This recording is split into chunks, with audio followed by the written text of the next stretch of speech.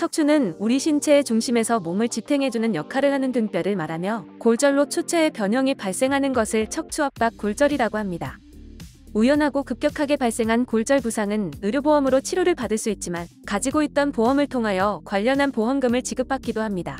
척추압박 골절 역시 가입된 보장 내용에 따라서 골절 진단금을 비롯하여 특약의 내용에 따라서 상해 입원비, 일당 수술비, 의료실비와 같은 보험금의 지급이 이루어질 것입니다.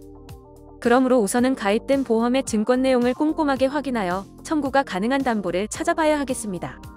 A씨는 자택에서 계단을 내려오다가 미끄러지는 바람에 넘어져 부상을 입게 되었습니다. 허리가 너무 아파서 한동안 집에서 일어나지 못하고 누워 계시다가 다음날 겨우 병원에 내원하여 정밀 검사를 시행한 결과 급성으로 발생한 척추의 압박 골절 진단을 받았습니다. 의사의 소견상 후유증의 방지와 빠른 회복을 위하여 수술을 권하였으며 며칠 뒤 고가로 골성형술을 시행받게 되었습니다.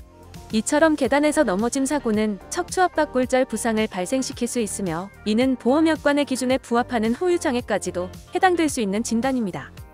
사례자는 몇 주간 병원에 입원 및 통원하여 치료를 이어가셨으며 몇 달이 지나서 골절 진단비와 같은 보험금을 청구하셨습니다. 척추 성형술까지 받게 되었지만 아직 등뼈에 지속적인 통증이 없어지지는 않았고 거의 6개월이 경과된 시점이었지만 예전처럼 등을 굽혀 세수를 하거나 무거운 물건을 드는 활동에는 어려움과 제약이 따르는 상황이었습니다. 사례자의 의무 기록과 영상 자료 등을 검토한 결과 척추압박 골절로 인하여 보험 기준에 해당되는 변형장애가 예상됨을 확인할 수 있었습니다. 전문의에게 발급받은 후유장애 내용에 따르면 후만각도 17도로 보험약관상 척추에 뚜렷한 기형을 남긴 때에 해당함으로 평가받아 진단이 이루어진 것을 알 수 있었습니다. 후유장애란 치료 후에 증상이 고정된 상태에서 영구적으로 신체에 남게 되는 기능의 상실 상태를 말합니다. 이러한 장애의 기준 또한 적용되는 법률이나 보험약관에 따라서 다를 수 있으며 생명상해보험의 경우 척추압박 골절 장애 상태를 기준으로 장애 지급률을 결정합니다. 보상 하우머치는 후유장애의 내용을 근거로 서류를 작성하였으며 척추압박 골절 후유장애에 대한 보험금의 평가와 산정에 대한 손해사정서를 보험사에 제출하였습니다. 척추압박 골절 후유장애의 경우 보험금의 지급 여부와 장애의 적정성 등의 심사가 필요하다는 이유로 보험사에 까다로운 손해사정이 진행됩니다.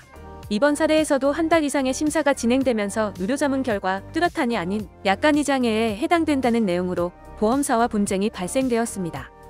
결국 적지 않은 보험금의 차이로 인해 제3기관을 정하여 동시감정까지 진행될 수도 있는 상황이었으나 다행히 다른 방법을 통하여 분쟁을 해결하였고 뚜렷한에 해당하는 척추의 장애를 인정받아 손해사정이 종결되었으며 해당되는 후유장애 보험금이 지급되었습니다. 척추압박 골절 후유장애의 사례에서는 골다공증으로 인한 사고 관여도나 직업의 변경에 따른 계약 후 알릴 의무 위반에 따른 분쟁 등이 쟁점이 될 수도 있지만 특히 보험사의 의료자문의 결과에 따라 장애의 정도에 따른 지급률로 많은 분쟁이 발생합니다. 갈수록 쉽지 않고 어려워지는 보험금 지급. 보상 하우머치와 함께한다면 올바른 방법으로 더욱 신속하게 여러분들의 정당한 권리를 찾아드리도록 하겠습니다. 궁금하신 부분이나 보험사로부터 정당한 보상 처리가 아닌 불이익을 받고 있다는 생각이 드신다면 지금 바로 보상 하우머치를 찾아주세요. 상담의 문은 항상 열려 있습니다. 지금까지 보상 하우머치였습니다.